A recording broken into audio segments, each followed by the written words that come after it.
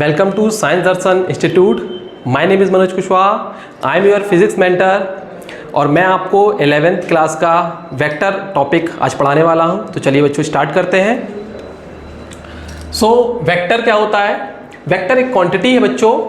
जैसा कि हम जानते हैं कि फिजिक्स क्या होता है, फिजिक्स स्टडी ऑफ नेचर. जब हम किसी नेचर की स्टडी करते हैं तो दैट इज कॉल्ड फिजिक्स कहलाता है. और फिजिक्स की स्टडी, नेचर की स्टडी करने के लिए हमें क्या करना पड़ता है, हम क्या करते हैं, the characteristics of nature which can be measured. जो कैरेक्टरिस्टिक्स होते हैं नेचर के अंदर जो मेजर किए जा सकते हैं उसको हम क्या बोलते हैं, फिजिकल क्वांटिटीज़. तो फिजिकल क्वांटिटी जैसे आपको पता होगा, फिजिकल क्वांटिटी आपकी होती है बेसिक क्वांटिटी, एक होती है जिसको हम फंडामेंटल क्वांटिटी बोलते हैं, और दूसरी होती है आपकी ड्राइव क्वांटिटी जो कि बेसिक क्वांटिटी से ड्राइव होती है. इन सारी क्वांटिटीज़ में से कुछ क्वांटिटीज़ जो होती है वो होती हैं कुछ स्केलर और कुछ होती हैं वेक्टर. तो जैसे कि लिखा है स्केलर क्वांटिटी और वेक्टर क्वांटिटी. तो स्केलर क्वांटिटी कौन सी होती है बच्चों? स्केलर क्वांटिटी वो होती है the quantity which can be described completely only with magnitude. केवल मैग्नीट्यूड के साथ आप उसको क्या कर सकते हैं, डिस्क्राइब कर सकते हैं. ठीक है ना. जैसे कि फॉर एग्जांपल मैं बात करूं, अगर एग्जांपल की बात करूं स्केलर क्वांटिटी की, तो फॉर एग्जांपल मास आपकी स्केलर क्वांटिटी है, डिस्टेंस आपकी एक स्केलर क्वांटिटी है, स्पीड आपकी स्केलर क्वांटिटी और एक्सेट्रा. और भी बहुत सारी क्वांटिटीज़ हैं जो कि स्केलर क्वांटिटी है. धीरे धीरे पढ़ने के बाद आपको समझ में आएगा. नेक्स्ट दूसरी आपकी होती है वेक्टर क्वांटिटी. वेक्टर क्वांटिटी कौन सी क्वांटिटी कहलाती है? The quantity which can be described completely by numerical value as well as direction. मतलब इसमें मैग्नीट्यूड भी रहेगा और साथ में डायरेक्शन भी आपको शो करना पड़ेगा, तब आपकी वेक्टर क्वांटिटी डिफाइंड होती है. वेक्टर को स्केलर को ऐड करने के लिए एक डिफरेंस ये है कि स्केलर को ऐड करने के लिए आपको क्या करना पड़ता है, सिंपल अलजेब्रा के रूल रखते हैं और आप स्केलर को ऐड कर सकते हैं. फॉर एग्जांपल अगर मैं मास की बात करूं तो 2 kg एक मास है और दूसरा प्लस करना है हमें 3 kg मास को, तो इसका आंसर सिंपली आप बोल सकते हो 5 kg. स्केलर जो क्वांटिटीज़ हैं वो डायरेक्ट सिंपल अलजेब्रा के रूल से इस तरह से ऐड हो जाते हैं, पर जो वेक्टर क्वांटिटीज़ होती हैं उनको ऐड करने के लिए हमें अलजेब्रा के रूल नहीं लगते. उसमें हमें क्या करना पड़ता है, रिजल्टेंट फाइंड आउट करना पड़ता है. अब रिजल्टेंट क्या होता है, रिजल्टेंट हम बाद में देखेंगे कि रिजल्टेंट क्या होता है. बेसिकली मैं ये बताना चाह रहा हूँ आपको यहाँ पर कि अगर फॉर एग्जाम्पल जिस तरह से 2 kg और 3 kg यहाँ मैंने सिंपली ऐड कर दिया, लेकिन अगर वहीं पर वेक्टर कोई क्वांटिटी होगी, फॉर एग्जाम्पल मैं ले लेता हूँ वेलोसिटी, ये सब वेक्टर क्वांटिटी हैं. फॉर एग्जांपल फोर्स ये वेक्टर क्वांटिटी है, डिस्प्लेसमेंट ये आपकी वेक्टर क्वांटिटी है. अगर फॉर एग्जांपल मैं बात कर रहा हूँ, एक फोर्स है जो आपका 2 न्यूटन का लग रहा है राइट हैंड पे, और एक वेक्टर है 3 न्यूटन का फोर्स है जो कि लग रहा है लेफ्ट हैंड पे, जिसका डायरेक्शन लेफ्ट की तरफ है. इन दोनों वेक्टर का जो एडिशन है, अगर मैं इसके एडिशन की बात करूं तो इसका एडिशन आपको 1 भी मिल सकता है. अगर यही डायरेक्शन अगर दोनों का सेम हो जाए तो यही इसी का आंसर आपको 2 और 3 का 5.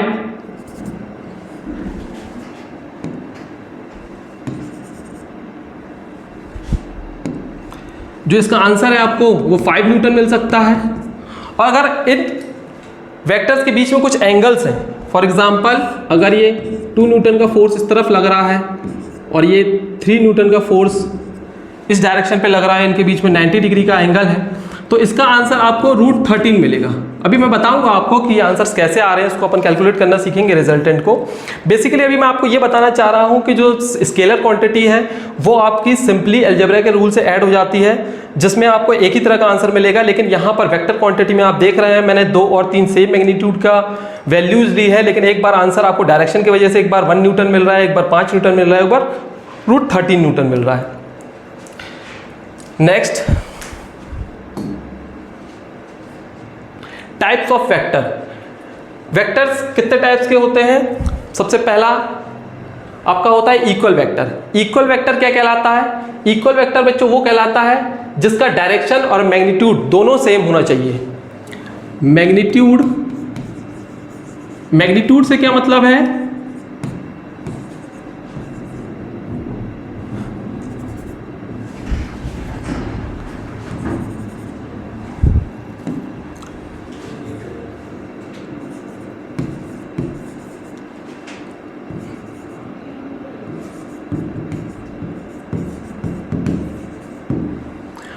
Magnitude as well as direction.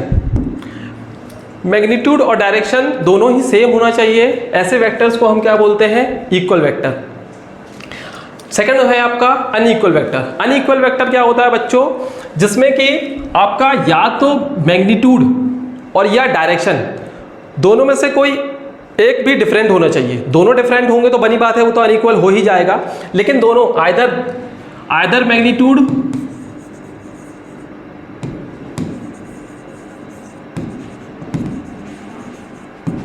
और डायरेक्शन, दोनों में से एक जो है इज डिफरेंट, अलग होना चाहिए। दोनों में से कोई एक अलग होना चाहिए, ऐसे वेक्टर को हम क्या बोलते हैं? अनइक्वल वेक्टर बोलते हैं। दोनों अगर दोनों ही अलग होंगे, डायरेक्शन और मैग्नीट्यूड दोनों ही अलग होंगे, तो अनइक्वल वेक्टर तो होगा ही, ऑब्वियस है वो। नेक्स्ट, मैग्नीट्यूड से मतलब मेरा है न्यूमेरिकल वैल्यूज, है ना। जैसा मैं वेक्टर क्वांटिटी में मैं प्रीवियस स्लाइड में मैंने आपको शो किया था।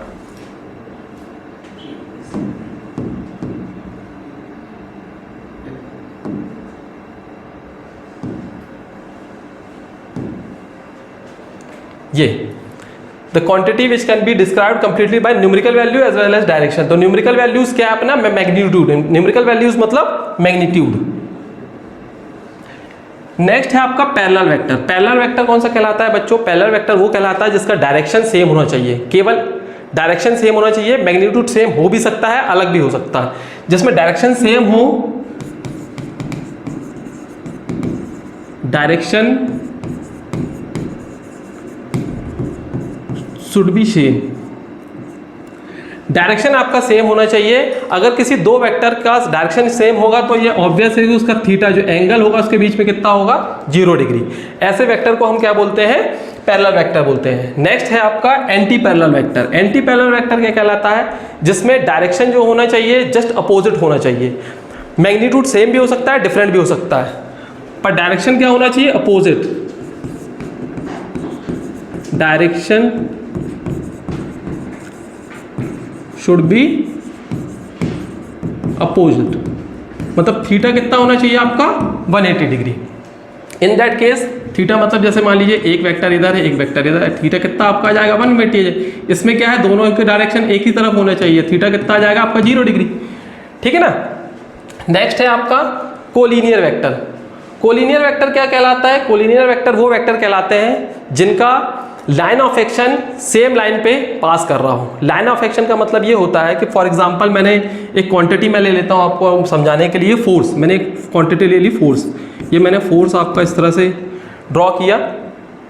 अब इसका लाइन ऑफ एक्शन का मतलब ये है कि इस लाइन को मैं पीछे साइड कितना भी एक्सटेंड कर सकता हूँ और आगे साइड कितना भी एक्सटेंड कर सकता हूँ। That's called line of action. इसको हम लाइन ऑफ एक्शन बोलते हैं। तो कोलिनियर वेक्टर आपके वो कहलाते हैं जिन वेक्टर्स का जो लाइन ऑफ एक्शन है वो सेम लाइन पे एक्ट करना चाहिए। फॉर एग्जांपल कोलिनियर फोर्स का एग्जांपल क्या हो जाएगा? जैसे रस्सी खींच, tug of war. Tug of war जो रस्सी खींच आपने देखा होगा, दो लोग, कुछ लोग यहाँ से रस्सी खींचते हैं, कुछ लोग यहाँ से रस्सी खींचते हैं। तो जो लाइन ऑफ एक्शन है, जो रोप है उसका जो लाइन ऑफ एक्शन है, फोर्स खूब सारे अलग अलग मैग्नीट्यूड के फोर्स अलग अलग पॉइंट पे एक्ट करते हैं, लेकिन इनका जो लाइन ऑफ एक्शन है वो एक ही लाइन में रहता है। इस तरह के फोर्स को हम कोलिनियर फोर्स या जो वेक्टर, क्योंकि वो फोर्स एक वेक्टर क्वांटिटी है तो कोलिनियर वेक्टर बोलते हैं। नेक्स्ट है आपका कोप्लेनर।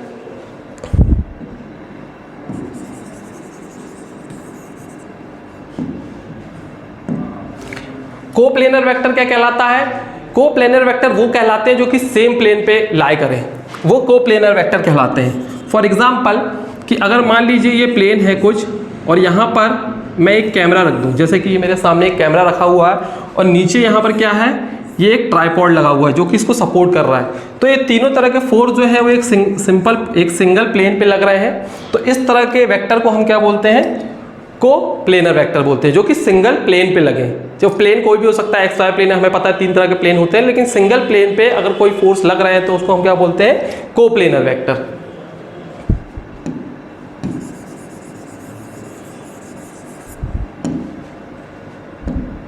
नेक्स्ट है आपका कॉन्करेंट वेक्टर। कॉन्करेंट वेक्टर किसको कहते हैं बच्चों? कॉन्करेंट वेक्टर वो होते हैं जो वेक्टर के line of action single point से पास करें। फॉर एग्जांपल एक मैंने वेक्टर यहाँ फोर्स ये बनाया, एक फोर्स वेक्टर मैंने ये बनाया, एक फोर्स वेक्टर मैंने फॉर एग्जांपल ये बनाया F1 F2 F3, 3 फोर्स मैंने या 3 वेक्टर मैं बोल सकता हूँ कि मैंने बनाए।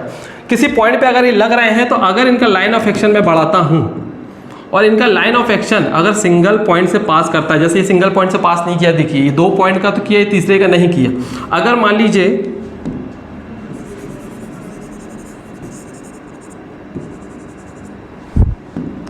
लीजिए ये फोर्स में इधर इस तरह से लगाता तो इसका लाइन ऑफ एक्शन देखिए तीनों फोर्स एक पॉइंट पे एक्ट करता, किसी एक पॉइंट पे एक्ट करता।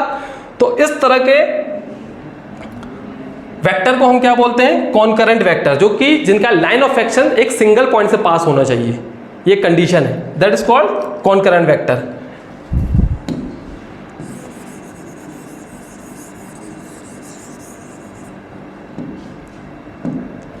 नेक्स्ट है आपका एक्सियल वेक्टर। एक्सियल वेक्टर क्या कहलाता है? Whose line of action passes through a axis of rotation. वो वेक्टर जिनका लाइन ऑफ एक्शन कहाँ से पास होना चाहिए? एक्सिस ऑफ रोटेशन से पास होना चाहिए। फॉर एग्जांपल जैसे कि मैं बात करूँ फैन की बात करूँ, फैन आपका जो रोटेट करता है उसका लाइन ऑफ एक्शन जो होता है, उसका जो डायरेक्शन होता है वो कहाँ से शो होता है? उसका जो रोटेशन का जो एक्सेस, रोटेशनल का जो एक्सेस। फॉर एग्जांपल जैसे ये फैन है, मैं इसको आपको सामने से दिखाता हूँ, ये फैन इस तरह से लटका होता है, फैन को मैंने ऐसा कर दिया, अभी फैन ऐसे ऐसे रोटेट कर रहा है, इसका एक्सेस ऑफ रोटेशन क्या है? ये इसका एक्सेस ऑफ रोटेशन है। तो इस एक्सेस ऑफ रोटेशन के अलोंग जो लाइन पास होती है जो वेक्टर, उसको हम बोलते हैं एक्सियल वेक्टर, जिसका जो लाइन ऑफ एक्शन है वो कहाँ से पास होना चाहिए? एक्सिस ऑफ रोटेशन से पास होना चाहिए। इस तरह के वेक्टर को हम क्या बोलते हैं? Axial vector. नेक्स्ट होता है आपका यूनिट वेक्टर। ये बहुत इंपॉर्टेंट है बच्चों, यूनिट वेक्टर। यूनिट वेक्टर क्या होता है? सबसे पहले तो यूनिट वेक्टर को डिफाइन कैसे करते हैं? यूनिट वेक्टर का जो रिप्रेजेंटेशन है, फॉर एग्जांपल ए बी कुछ भी आप ले सकते हैं, लेकिन इसको डिनोट करने के लिए हमें क्या करना पड़ता है? ये साइन होता है कैप, इसको क्या बोलते हैं? Cap, CAP cap. तो इस तरह से हम शो करते हैं यूनिट वेक्टर को। तो यूनिट वेक्टर का आपका जो मैग्नीट्यूड होता है, इसकी मैं मैग्नीट्यूड की बात करूं तो यूनिट वेक्टर का जो मैग्नीट्यूड होता है या वैल्यू जो होती है 1 होती है, ठीक है। और इसको यूज किया जाता है, इसका सिग्निफिकेंस क्या है? सिग्निफिकेंस ऑफ यूनिट वेक्टर जो होता है डायरेक्शन प्रोवाइड करने के लिए। किसी भी वेक्टर के साथ आप इसको मल्टीप्लाई करेंगे तो ये क्या करता है? डायरेक्शन प्रोवाइड करता है आपका यूनिट वेक्टर। यूनिट वेक्टर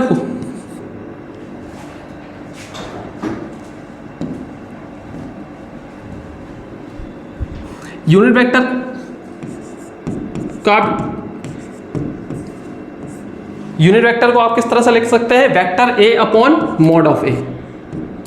इस तरह से हम कैलकुलेट करते हैं किसी भी यूनिट वेक्टर को। इसका फॉर्मूला होता है यूनिट वेक्टर का, कोई भी vector A upon mod of A, that's called unit vector.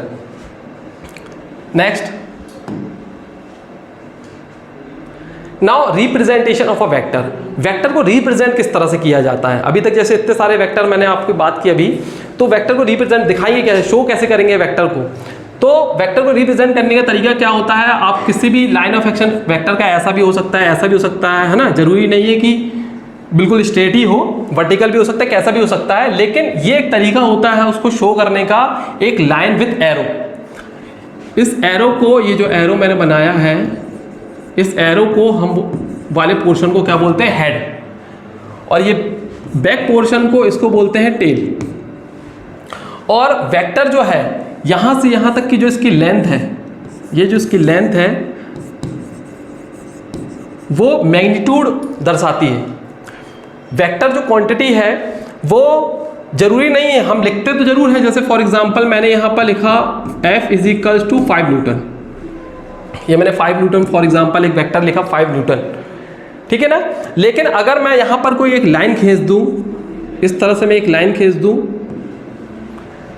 Clear, और मैं आपको यहां पर एक लाइन खींच दूं बगल में, और मैं आपको बता दूं कि इस लाइन की जो लेंथ है वो है 1 न्यूटन फॉर एग्जांपल, इसकी जो लेंथ है 1 न्यूटन के बराबर है, तो मैं आपसे पूछूं कि ये वेक्टर कितना बड़ा होगा, तो एग्जैक्टली इसके बराबर आप मार्किंग करते जाएंगे तो ये 5 न्यूटन के बराबर होगा। तो जो लेंथ है, वेक्टर की जो लेंथ है वो अपने आप में डायरेक्शन तो बता ही रहा है, एरो का जो साइन हो डायरेक्शन तो आपको बता ही रहा है, जिस तरफ में मैं एरो लगा रहा हूं मतलब उस तरह उसका डायरेक्शन है, लेकिन जो उसकी लेंथ है वो अपने आप में एक मैग्नीट्यूड भी शो करती है। ये मैं आपको समझाना चाह रहा हूं वेक्टर। लेकिन क्या होता है कि फॉर एग्जांपल हम बार बार जब हम सवाल सॉल्व करते हैं तो हम बार बार ऐसा नहीं कर सकते कि फॉर एग्जांपल मैंने 2 न्यूटन की एक लाइन इतनी सी खींची, अब मेरे को फॉर एग्जांपल 50 न्यूटन से उसको मल्टीप्लाई करना है तो अब 50 न्यूटन की इसकी 50 गुना लाइन खींचूं, ऐसा पॉसिबल नहीं है। तो इसलिए हम क्या करते हैं, इसलिए हम साइन यूज करने के लिए कोई भी वेक्टर क्वांटिटी लेते हैं और उसके ऊपर इस तरह की साइन शो कर देते हैं और मैग्नीट्यूड को फिर आगे लिखते हैं, इस तरह से लिखते हैं 20 न्यूटन। आप समझ रहे हैं मैं क्या समझाना, मैं समझाना चाह रहा हूं कि जरूरी नहीं है ये जो मैग्नीट्यूड है, ये जो वेक्टर का जो साइन है, ये अपने आप में एक मैग्नीट्यूड को दर्शाता है, लेकिन हमारे लिए पॉसिबल नहीं है कि बार बार ये लाइन, इतनी बड़ी लाइन को हम, अगर मान लीजिए लार्ज नंबर ऑफ वैल्यू हो तो इतनी बड़ी लाइन खींचे, तो हम क्या करते हैं मैग्नीट्यूड को सामने लिख देते हैं।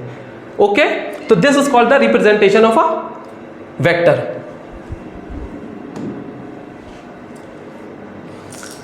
Now addition of vector, how to calculate it. So in the first slide I have, सबसे पहली स्लाइड में मैंने आपको बताया था दिस वन, सबसे पहली स्लाइड में मैंने आपको बताया था कि जो कैलकुलेशन किया जाता है वेक्टर क्वांटिटी का, उसके लिए हमें क्या करना पड़ता है, रिजल्टेंट फाइंड आउट करना पड़ता है। सो रिजल्टेंट निकालने के तरीके,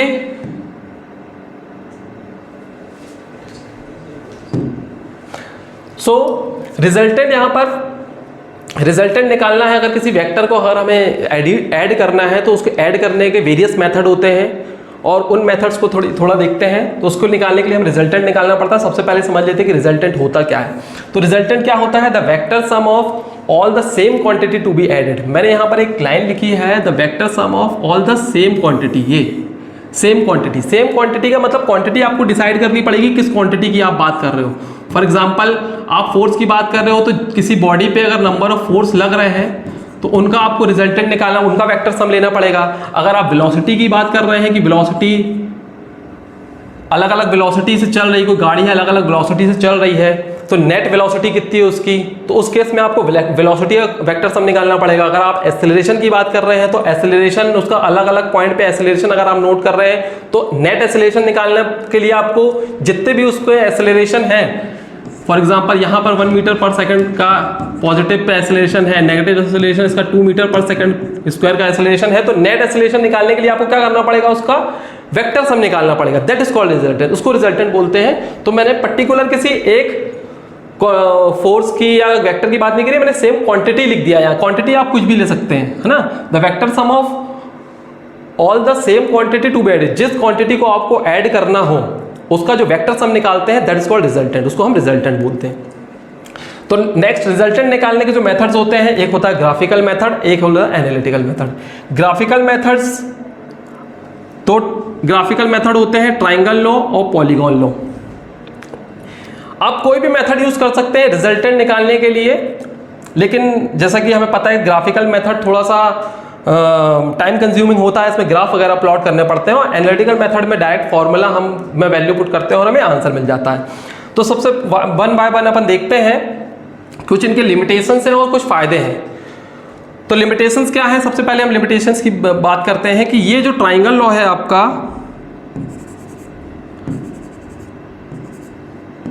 ये जो ट्राइंगल लॉ है आपका, ये limited to 2 forces only, 2 forces. अगर किसी बॉडी पे अगर 2 फोर्स लग रहे हैं और तब आपको रिजल्टेंट निकालना हो, तब आप ये ट्राइंगल लॉ से निकाल सकते हैं। यही लिमिटेशन है आपका पैरेललोग्राम लॉ का, कि अगर किसी पे 2 फोर्स, केवल 2 फोर्स लग रहे हैं तो आपको रिजल्टेंट शो कर सकता है, लेकिन 2 फोर्स से ज़्यादा अगर लग रहा हो तब आपको, अगर एनालिटिकल मेथड से निकालना है तो आपको रेजोल्यूशन ऑफ फोर्स पे जाना पड़ता है, और ग्राफिकल मेथड पे अगर से निकालना है और फोर्स 2 से ज़्यादा है तो आपको पॉलीगॉन लॉ का यूज़ करना पड़ता है। देखते हैं वन बाय वन किस तरह से इनको यूज़ किया जाता है। तो first triangle law, it's a graphical method as I told you. The two vector are represented by the 2 adjacent side of a triangle taken in order, then their resultant is represented by the closing vector taken in opposite order। क्या कह रहा है ये law, कह क्या रहा है ना। ये जो डेफिनेशन लिखी है उसको मैं समझाता हूँ आपको। देखिए फॉर एग्जांपल ये कोई पॉइंट है, यहाँ पर एक फोर्स लग रहा है, फॉर एग्जांपल यहाँ पर एक फोर्स लग रहा है F1, यहाँ पर F1 कोई फोर्स लग रहा है, और ये एक फोर्स यहाँ पर लग रहा है F2।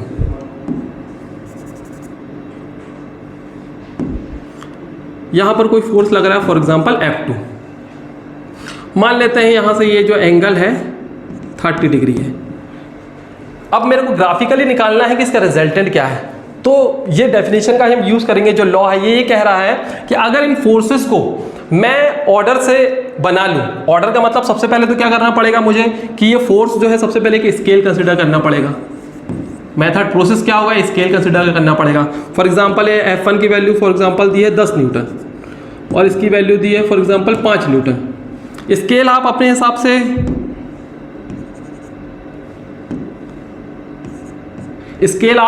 कंसिडर कर सकते हैं, कितना बड़ा कितना छोटा वो आपके ऊपर डिपेंड करता है, लेकिन ये वैल्यू के हिसाब से लिया जाता है ताकि आप जितनी स्पेस है उसमें ड्रॉ कर पाएं।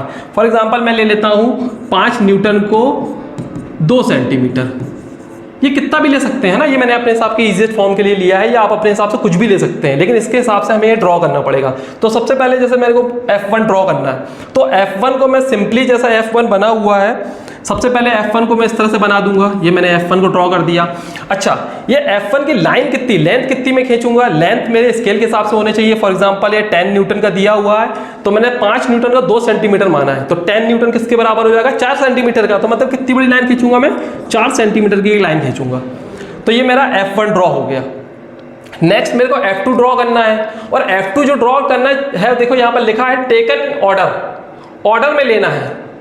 ऑर्डर का मतलब ये होता है कि ये F2 जो है जस्ट F1 के बाद आपको ड्रॉ करना है, जैसा इसमें दिख रहा है। तो फॉर एग्जांपल मेरे को इसको ड्रॉ करना है, सेम इसके आगे ड्रॉ करना है, तो देखिए यहाँ से मैं उसको उठा के सेम यहाँ लेकर आता हूँ। तो अगर मैं इसको लेकर आऊँगा तो थोड़ा सा इसको लाइन ऑफ एक्शन को मैं यहाँ से ये ऐसा आ रहा है, इसके लाइन ऑफ एक्शन को मैं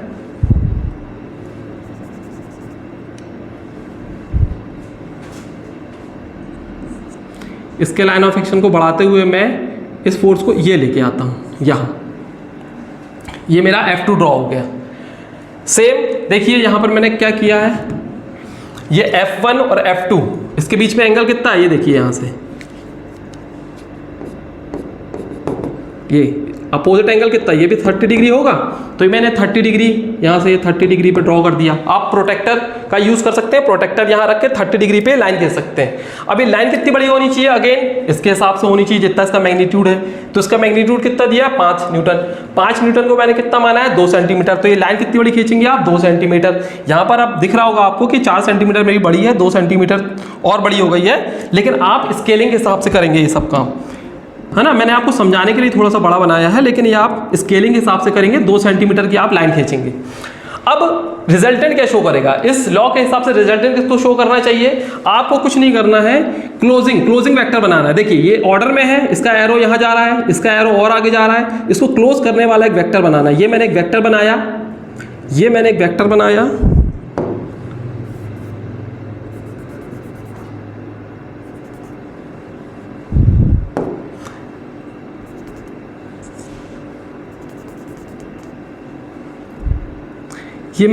बनाया और ये क्लोज करता हुआ, देखो इसको क्लोज करता हुआ है।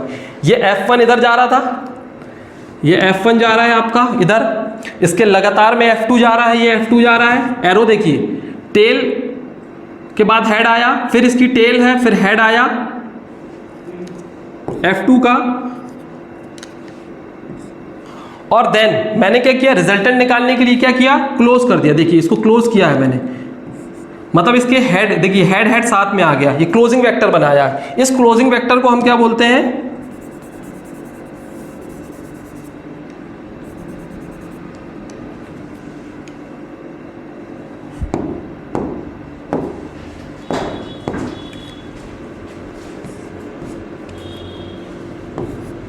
इस क्लोजिंग वेक्टर को हम क्या बोलते हैं, रिजल्टेंट बोलते हैं। अच्छा, ये रिजल्टेंट कैलकुलेट कैसे करेंगे, रिजल्टेंट कैलकुलेट करने के लिए क्या करना है, हमें इसकी लेंथ देखनी स्केल से। सबसे पहले हम स्केल से इसकी लेंथ देख लेंगे। फॉर एग्जांपल इसकी लेंथ आ गई, इसकी लेंथ आ गई अगेन 2 फिर से आपको मान लो 2 सेंटीमीटर की लेंथ आ गई, है ना, कुछ भी आ सकती है। तो जो 2 सेंटीमीटर की लेंथ आ गई, तो इसके हिसाब से हम क्या करेंगे, 2 सेंटीमीटर को हम क्या माना है, 5 न्यूटन माना है। तो हम क्या बोलेंगे कि रिजल्टेंट का जो मैग्नीट्यूड है वो कितना है, 5 न्यूटन का है। रिजल्टेंट फाइंड आउट हो गया। अगर हमें इसका डायरेक्शन बताना है, तो हम डायरेक्शन इसको किसी भी एक फोर्स से हम इसका डायरेक्शन दिखाते हैं। फॉर एग्जांपल सबसे पहले फोर्स F1 ड्रॉ किया तो F1 से इसका डायरेक्शन दिखा देते हैं। तो डायरेक्शन दिखाने के लिए क्या करना है, हमें कुछ नहीं, प्रोटेक्टर यहाँ पर रखना है। प्रोटेक्टर रखने के बाद आप देख लेंगे कितने एंगल पे थीटा कितना है, आप नोट कर लेंगे, यहाँ से आप थीटा बता देंगे इसका थीटा कितना है। तो this is the method to find the resultant. पर इसका एक लिमिटेशन है कि केवल दो फोर्स के लिए ही काम करता है, क्योंकि ये ट्राइंगल लॉ को शो करता है, क्योंकि क्लोजिंग साइड जो है वो आपका तीसरा साइड होता है। तो तीसरा साइड आपका एक ट्राइंगल कंप्लीट कर देता है, तो दो फोर्स का ही ये क्या कर सकता है, रिजल्टेंट बता सकता है। Next polygon law. Polygon law का एडवांटेज क्या है, ये दो या दो से अधिक जितने भी फोर्स अगर किसी बॉडी पे एक्ट कर रहे हो तो ग्राफिकल मेथड से आप क्या कर सकते हो, उसका रिजल्टेंट फाइंड आउट कर सकते हैं। सेम इसमें भी सेम प्रोसीजर है।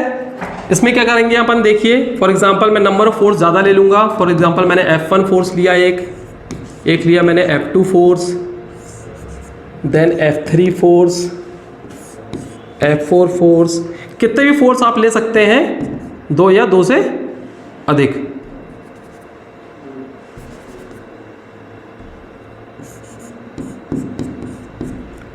इनके बीच का एंगल थोड़ा सा बता देता हूँ। फॉर एग्जांपल ये 30 डिग्री है, देन ये 60 डिग्री है, देन ये 50 डिग्री है, देन ये 90 डिग्री है, देन ये जो भी थीटा एंगल है ना, थीटा मान लेते हैं। अब इसमें ड्रॉ कैसे करेंगे, अगेन स्केल कंसीडर करेंगे हम। स्केल कंसीडर करने से पहले फिर से यहाँ पर मैं कुछ मान लूँगा, जैसे फोर्स का कोई मैग्नीट्यूड जो दिया हुआ है, जो भी मैग्नीट्यूड दिया है इसके हिसाब से स्केल मान लेंगे। जैसे हमने ट्राइंगल लॉ में माना था कि 5 newton is equals to 1 centimetre, अपने अकॉर्डिंग टू योर सेल्फ आप ले सकते हैं।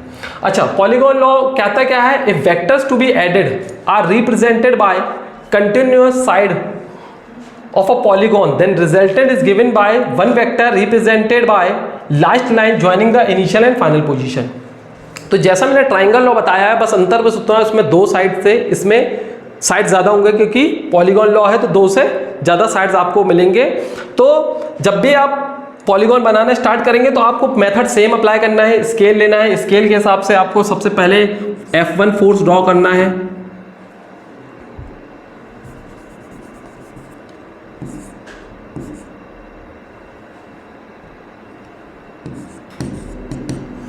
F1 फोर्स ड्रॉ करना है। F1 के बाद आप देख सकते हैं F2, F1 से कितना है, 30 डिग्री पे है। तो यहाँ पर आप ऑर्डर में ही बनाना है। ऑर्डर का मतलब एक फोर्स खत्म होगा, दूसरा फोर्स वहीं से स्टार्ट होना चाहिए। उसके लिए आप चाहें तो यहाँ लाइन ऑफ एक्शन बढ़ा लें, और फिर ये एंगल F1 और F2 में एंगल कितना था, 30 डिग्री का था। 30 डिग्री प्रोटेक्टर आप रखेंगे, 30 डिग्री देखेंगे और F2 ड्रॉ करेंगे। लेंथ कितनी लेंगे, जितना मैग्नीट्यूड है और मैग्नीट्यूड का जो स्केल आपने कन्वर्जन लिया उसके हिसाब से आप इसकी लेंथ खींचेंगे। इसका लाइन ऑफ एक्शन आप थोड़ा सा आगे बढ़ा देंगे, फिर यहाँ पर प्रोटेक्टर रखेंगे और देखेंगे कि F2 से F3 का एंगल कितना है, 60 डिग्री का एंगल है। तो यहाँ पर आप 60 डिग्री कुछ इस तरह से, ये 60 डिग्री पे आप ड्रॉ करेंगे, F3 ड्रॉ करेंगे। देन F3 के बाद F4 ड्रॉ करना है आपको। कितना एंगल है F3 और F4 में, 50 डिग्री का एंगल है। अगेन इसका लाइन ऑफ एक्शन आप थोड़ा सा आगे बढ़ाएंगे और यहाँ पर आप प्रोटेक्टर रखेंगे और यहाँ से 50 डिग्री पे ये 50 डिग्री एंगल लेंगे और आप F4 ड्रॉ करेंगे। देन F5 90 डिग्री का एंगल है, तो आप यहाँ प्रोटेक्टर रखेंगे और यहाँ से 90 डिग्री पे एक लाइन खींचेंगे। लाइन की लेंथ कितनी होगी, अगेन मैं बता चुका हूँ, लाइन की लेंथ जितना इनका मैग्नीट्यूड दिया हुआ होगा उसके हिसाब से जो आपने स्केल माना है उतनी बड़ी बड़ी लाइन आप खींचते जाएंगे। आखिरी में जाकर आपके पूरे फोर्स कंप्लीट हो जाएंगे। तो यहाँ पर जो भी आपका ये रह जाएगा, इनिशियल और फाइनल पोजीशन का जो स्पेस रह जाएगा, तो आप अपोजिट ऑर्डर में, जैसे ट्राइंगल में अपन ने किया था कि इनिशियल से हम स्टार्ट करेंगे और ये, इसको मैं दूसरे कलर से थोड़ा सा ड्रॉ कर देता हूँ। ये अपोजिट ऑर्डर में डायरेक्ट आप लाइन मिला देंगे, स्केल से स्केल रखेंगे और डायरेक्ट एक लाइन खींच देंगे, एरो अपोजिट लगा देंगे। ये आपको क्या बताएगा, फॉर एग्जांपल मैं इसको O ले लेता हूँ, इसको ले लेता हूँ A B C D E। तो यहाँ से जो OE है वो आपको क्या बताएगा, रिजल्टेंट बताएगा, जो कि क्या बताएगा, जो कि वेक्टर सम होगा आपका F1 plus F2 plus F3। इस सबको मैं ऊपर वेक्टर का साइन लगा देता हूँ, F4 प्लस F5, ये वेक्टर सम शो करेगा। इसका मैग्नीट्यूड निकालने के लिए हम क्या करेंगे, इसकी लेंथ स्केल से मेजर कर लेंगे, कितनी लेंथ है। फॉर एग्जांपल इसकी लेंथ आ गई फॉर एग्जांपल 3 सेंटीमीटर, 3 सेंटीमीटर की लेंथ आ गई, तो हमने स्केल कितना माना था 1 सेंटीमीटर 5 न्यूटन के बराबर, 3 सेंटीमीटर कितने बराबर होगा 15 न्यूटन के बराबर, तो रिजल्टेंट में क्या बोलूंगा ये कितना है 15 न्यूटन के बराबर है। अच्छा, डायरेक्शन देखने के लिए क्या करेंगे, डायरेक्शन देखने के लिए मैं प्रोटेक्टर यहाँ सिंपल एक प्रोटेक्टर रखूंगा अगेन F1 पे, और रिजल्टेंट का जो डायरेक्शन है मैं थीटा नोट कर लूंगा, ये थीटा कितना है प्रोटेक्टर से, जितना भी थीटा बताएगा मैं बता दूंगा ये उसका डायरेक्शन है, वन ऑफ द फोर्स है F1 से। इसके बाद अच्छा एक चीज़ ये भी हो सकती है कि जब आप ये डायरेक्ट ये पूरा का पूरा बनाओ फोर्स बनाओ, और ये आखिरी वाला फोर्स जो F5 है डायरेक्ट आके इस लाइन से मिल जाए F1 से, हो सकता है ना, पॉसिबल है, बिल्कुल हो सकता है। पॉलीगॉन आपने बनाना स्टार्ट किया, इस तरह से बनते बनते बनते बनते ये ऐसा आया और ये आखिरी वाला फोर्स यहाँ मिल गया। इसका क्या मतलब होगा, इसका मतलब यह है कि रिजल्टेंट 0 है, आपको रिजल्टेंट कुछ मिला ही नहीं, आपको खींचने के लिए पॉइंट मिला आखिरी, कोई स्पेस ही नहीं मिली। इसका मतलब क्या है कि रिजल्टेंट 0 है, मतलब नेट फोर्स जो बॉडी में लग रहा है वो 0 है, इसलिए उसका रिजल्टेंट 0 आ रहा है। ये ग्राफिकल मेथड है, आप देख सकते हैं। थोड़ा सा आपको प्रोटेक्टर लेके थोड़ा सा लेबोरियस हो जाता है और कॉम्प्लेक्स हो जाता है कि अगर हल्का सा भी आपसे एंगल लेने में दिक्कत हो जाए तो आंसर गलत आने के चांसेस रहते हैं। तो इसके लिए हम लोग यूज करते हैं एनालिटिकल मेथड, और एनालिटिकल मेथड में आते हैं आपके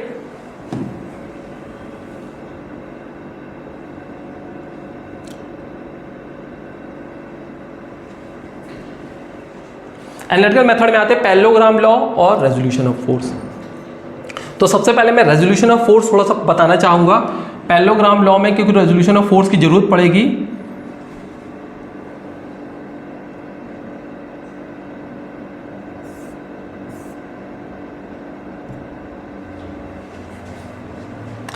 तो रेजोल्यूशन ऑफ फोर्स होता क्या है, रेजोल्यूशन ऑफ फोर्स का मतलब ये होता है किसी फोर्स को रिजॉल्व कर देना, बांट देना, that's called resolution of force. अच्छा, रिजॉल्व करने का तो सिंपल कुछ लोग को बनता भी होगा और मैं यहाँ थोड़ा समझाऊंगा आपको, लेकिन इसमें ध्यान किन चीज़ों का रखना है। देखिए फॉर एग्जाम्पल सबसे पहले हमें ये जानना चाहिए कि रिजॉल्व कौन से फोर्सेस होते हैं, कौन से फोर्स रिजॉल्व होते हैं, ये हमें जानना जरूरी, कौन से फोर्स रिजॉल्व होते हैं। तो हमेशा इंक्लाइन फोर्स रिजॉल्व होते हैं, क्योंकि कोई फोर्स अगर हॉरिजॉन्टल की तरफ जा रहा है तो हम डायरेक्ट उसको रिजॉल्व नहीं करते, वो तो हॉरिजॉन्टल डायरेक्शन है, हॉरिजॉन्टल फोर्स है ही।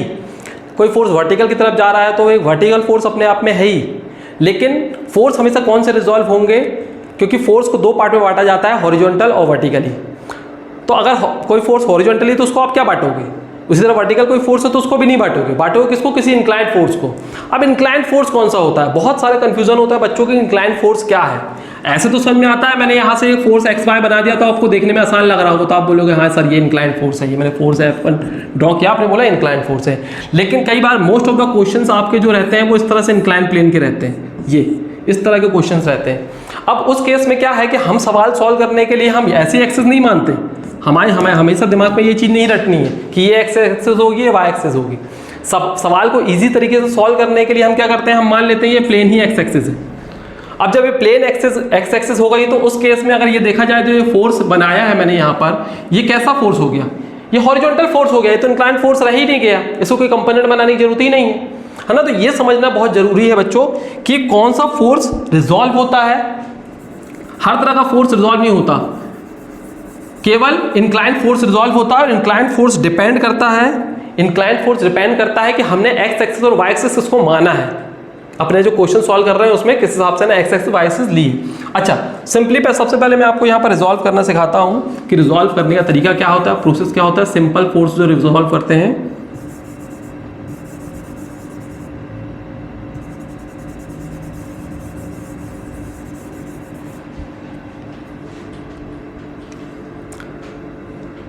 फॉर एग्जाम्पल ये बॉडी है, एक्सक्यूज मी, ये मैंने फोर्स ले लिया F।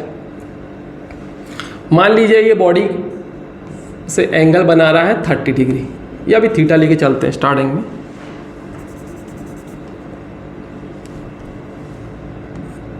थीटा। सो यहाँ पर अगर मैं मानूँ इसके 2 कंपोनेंट मुझे निकालना है, इसको रिजॉल्व करना है, तो एक कंपोनेंट इसका मैं क्या करूँगा, इस साइड रिजॉल्व करूँगा, इसको मैं बोलूँगा F cos थीटा, और इसको ये मैं रिजॉल्व करूँगा यहाँ पर, इसका कंपोनेंट क्या बोलूँगा, एफ साइन थीटा। अच्छा, जब हम किसी फोर्स को रिजॉल्व करते हैं तो उसमें जो ध्यान रखने वाली बात यह है कि जब फोर्स रिजॉल्व होते हैं तो जब ये फोर्स रिजॉल्व होने के बाद ये फोर्स यहाँ से हट जाता है, क्योंकि इसी फोर्स को तो अपन ने रिजॉल्व किया है, ये जो फोर्स है इसी को तो रिजॉल्व किया है। अब उसकी जगह ये दोनों फोर्स आ गए हैं, तो कंडीशन ये है कि ये दोनों फोर्स का जो मैग्नीट्यूड है, जो प्रभाव है, वो सेम होना चाहिए जैसा कि वो सिंगल फोर्स की वजह से आ रहा था। ऐसा नहीं होता, रिजॉल्व करने का मतलब ये नहीं होता कि वो फोर्स हटा के ये दोनों फोर्स लगा दिए, बॉडी का कुछ भी हो, ऐसा कुछ नहीं हो। हमें ये चीज़ का ध्यान रखना है कि बॉडी जिस पोजीशन, जिस अगर मोशन में थी या इक्विलिब्रियम में थी, रेस्ट पे थी, वैसे की वैसी ही रही बॉडी, ये फोर्स रिजॉल्व करने के बाद, ठीक है ना। नेक्स्ट, रिजॉल्व कैसे करते हैं, मैंने ये F cos theta F sine theta किस तरह से लिखा हुआ है, देखिए यहां समझते हैं।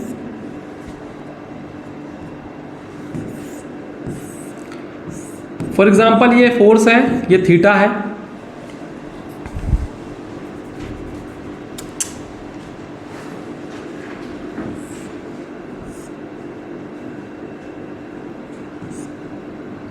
ये थीटा है। तो हमें ये ध्यान देना है कि ये किसके साथ एंगल बनाता है।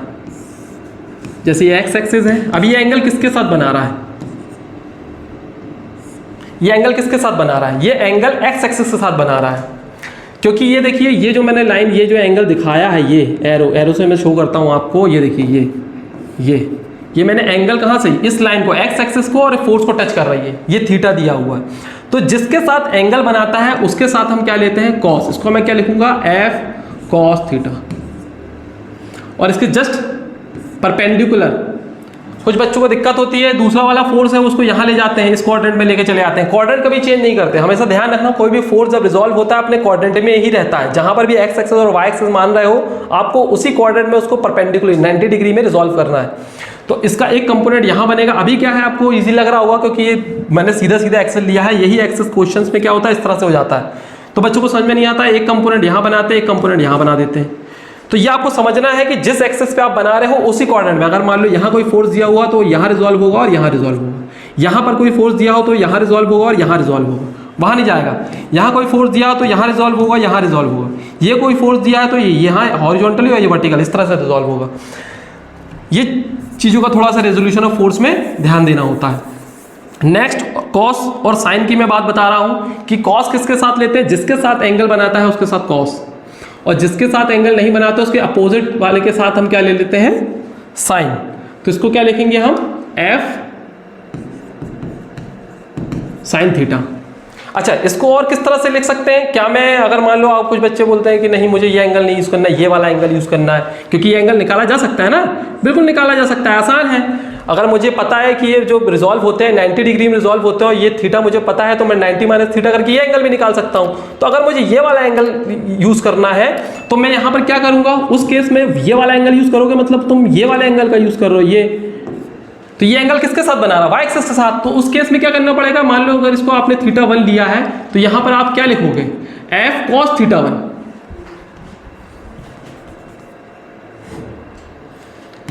यहां क्या लिखोगे आप, एफ कॉस थीटा 1, अगर ये वाला थीटा यूज कर रहे हो। और यहां पर क्या जाएगा उसकी जगह, यहां पर एफ साइन थीटा 1। सिमिलरली यहां पर कोई F2 फोर्स दिया है आपको, ये वाला एंगल दिया है थीटा, उस केस में क्या करोगे, इसका एक कंपोनेंट यहां बनेगा। अब देखिए किसके साथ एंगल दिया है, ये देखिए एंगल किसके साथ दिया, y के साथ। तो y के साथ क्या लूंगा मैं, cos, और इसके साथ क्या लूंगा मैं, sin थीटा, यही वाला एंगल। समझ में आ रहा है। इसी प्रकार से अगर मान लो यहां कोई फोर्स दिया है F3, ये एंगल दिया है थीटा, तो इसका एक कंपोनेंट में यहां पर बनाऊंगा। F3 किसके साथ एंगल बना रहा है, y के साथ, तो यहां पर क्या जाएगा, cos थीटा, और एक्स वाले के साथ क्या जाएगा, एफ साइन थीटा। इसको देखा मैंने कहाँ रिजॉल्व किया, इसको यहीं और यहीं इसी क्वाड्रेंट में रिजॉल्व किया, इसको मैंने यहीं इसी क्वाड्रेंट में रिजॉल्व किया, इसको मैंने इसी क्वाड्रेंट में रिजॉल्व किया। दूसरी चीज, जब भी हम रिजॉल्व करते हैं फोर्सेस को तो डायरेक्शन का बहुत ध्यान रखते हैं। और डायरेक्शन जो होता है, फॉर एग्जाम्पल अगर ये फोर्स, अगर मैंने इसको लिखा है राइट हैंड साइड को प्लस माना है तो लेफ्ट हैंड पे मुझे माइनस लेना पड़ेगा। इन चीज़ों का ध्यान रखना है। ऐसा नहीं होता कि दोनों ही फोर्स आप प्लस ले लें, ये कोई कंपल्सन नहीं है कि आपको राइट हैंड पे ही प्लस लेना है। आप इसको माइनस भी ले सकते हो, आप इसको माइनस भी ले सकते हो। इसको आप माइनस भी ले सकते हो, उस केस में इसको प्लस लेना पड़ेगा। अगर इसको माइनस ले रहा है तो उसको प्लस लेना पड़ेगा। तो मोस्टली हम क्या करते हैं, जो भी साइन कन्वेंशन अपने मैथमेटिक्स में हम अभी तक पढ़ते हुए आए हैं हम उन्हीं को यूज करते हैं। इसलिए हम क्या करते हैं, राइट हैंड को पॉजिटिव मानते हैं, लेफ्ट हैंड को नेगेटिव, अपवर्ड को पॉजिटिव मानते हैं, डाउनवर्ड को नेगेटिव। पर ऐसा कोई कंपल्शन नहीं है, आप अपने हिसाब से साइन कन्वेंशन ले सकते हैं। नेक्स्ट इस पे क्वेश्चन देख लेते हैं, थोड़ा और अच्छे समझ में आएगा। रेजोल्यूशन ऑफ फोर्स, काफ़ी जानकारी मैंने दे दी है। तो एक्स के अलोंग इसको अपन रिजॉल्व करते हैं। तो यहाँ पर देखिए सबसे पहला मैग्नीट्यूड है आपका 1 न्यूटन का फोर्स दिया है। इसको अगर मैं रिजॉल्व करूंगा एक्स डायरेक्शन के साथ, इसका एक कंपोनेंट एक्स की तरफ क्या मिलेगा आपको, एक्स की तरफ आपको इसका कंपोनेंट मिलेगा 1 cos 60, क्योंकि एंगल ये किसके साथ बना रहा है, एक्स के साथ बना रहा है, इसलिए एक्स के साथ किसका क्या आएगा, cos। तो यहाँ कितना आ जाएगा ये 1 cos 60। राइट हैंड साइड मैंने प्लस माना है इसलिए मैंने कोई साइन नहीं लिया है। नेक्स्ट फोर्स देखिए यहाँ पर 4, जो कि आपका रिजॉल्व होगा एक्स की तरफ, इसका एक कंपोनेंट बनेगा और एक वाई की तरफ कंपोनेंट बनेगा। मैं एक्स के अलोंग रिजॉल्व कर रहा हूँ तो एक्स के साथ, अच्छा एंगल किसके साथ दिया है, वाई के साथ दिया है, तो वाई के साथ कॉस आएगा। तो इस साइड क्या आएगा, ये साइन, तो आएगा 4 sin 30। क्लियर। अच्छा ये मैंने प्लस माना है राइट हैंड साइड, तो लेफ्ट हैंड को मेरे को नेगेटिव मानना पड़ेगा। अभी मैंने आपको बताया साइन कन्वेंशन, अगर उसको प्लस माना है तो उसको नेगेटिव लेना पड़ेगा, तो आएगा -4 sin 30। नेक्स्ट फोर्स आपका है ये 2 न्यूटन। अगर इसको रिजॉल्व करेंगे तो इसका एक कंपोनेंट यहाँ बनेगा एक्स की तरफ और एक कंपोनेंट बनेगा वाई की तरफ। हमें एक्स कंपोनेंट चाहिए, एक्स की तरफ वाला कंपोनेंट चाहिए। एंगल किसके साथ बना रहा है, एंगल आप देख सकते हैं वाई के साथ बना रहा है। तो एक्स की तरफ से कंपोनेंट क्या आएगा, वाई की तरफ आएगा कॉस, तो एक्स तरफ क्या आएगा साइन, तो यहाँ क्या आएगा ये 2 sin 30।